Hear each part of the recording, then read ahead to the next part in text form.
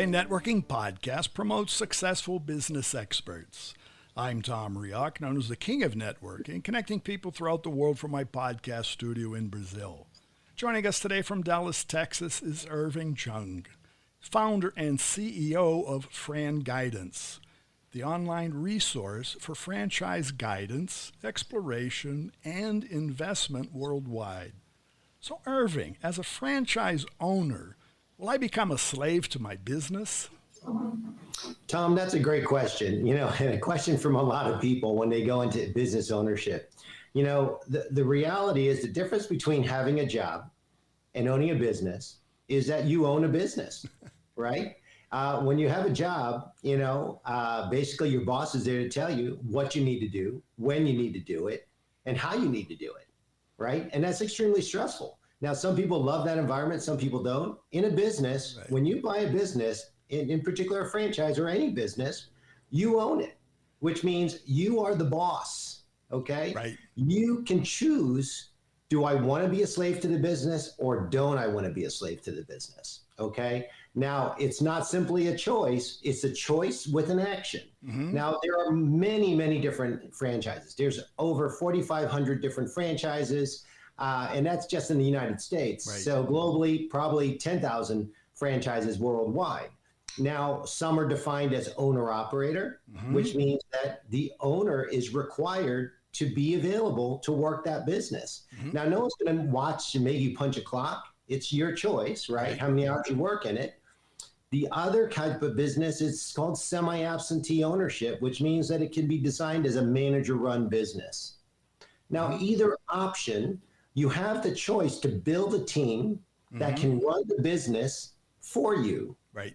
Now, what that means is hiring the right people, training and empowering the right people to do the majority of the work.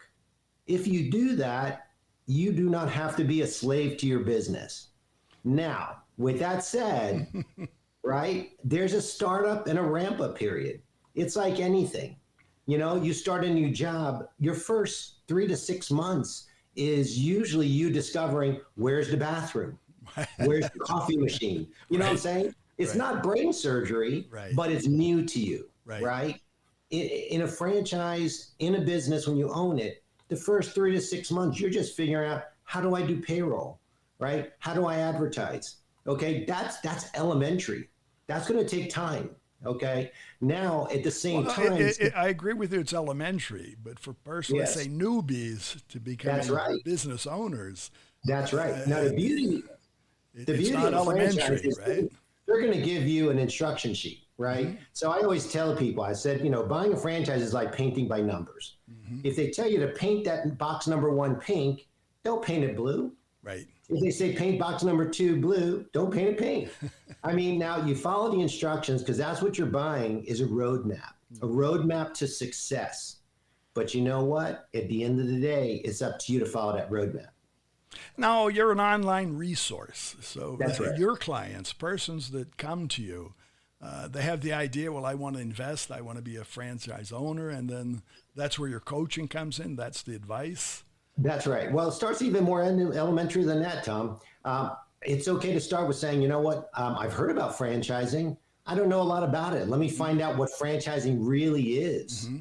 Okay. Then that leads to, wow, that sounds interesting. I might be interested in investing in a franchise. Now, what's different about me, Tom, is I'm not just a franchise consultant. The reason why I am a franchise consultant is because I'm a franchise owner. I've owned and operated my own franchise for the last 6 years. So you've been in the trenches. Oh, yeah. I don't just talk the talk. I walk the walk, Tom. I've been there. I've been there and done that, as they say. No, and that's necessary. It is. If we don't have that coaching, that mentorship of somebody who's been there. That's right. Because for us as a person to adjust, that adjustment period where you said looking for where's the bathroom. That's right. That's the transition. And sometimes it's good, sometimes it's bad, sometimes it's fast, sometimes it doesn't even happen. That's right. When you got to go, you better know where that bathroom is. But to that point, and being in the trenches, you also need to know who's your client. Who are you selling to? Yeah. So like I said, Tom, my audience is very broad. It's anyone who wants to know about franchising wants to own a business, basically, is what it comes down to it. Now, it doesn't have to be a primary income. It could be a business as a secondary income or a tertiary income. You know what's great about franchising is they're designed to scale. If you ever meet anybody and have the fortunate opportunity to talk to anyone who's a millionaire from franchising, they'll say, "Oh, Tom, nice to meet you. Well, hey, how'd you become a millionaire?" Right. I own 8 or 10 of these, whatever it might be. It's never I own one, right? That's a miracle. Now, it's not like it can't happen. It's not likely to happen. But if you talk to anyone who's a millionaire, it's because they bought many and they've scaled it to more.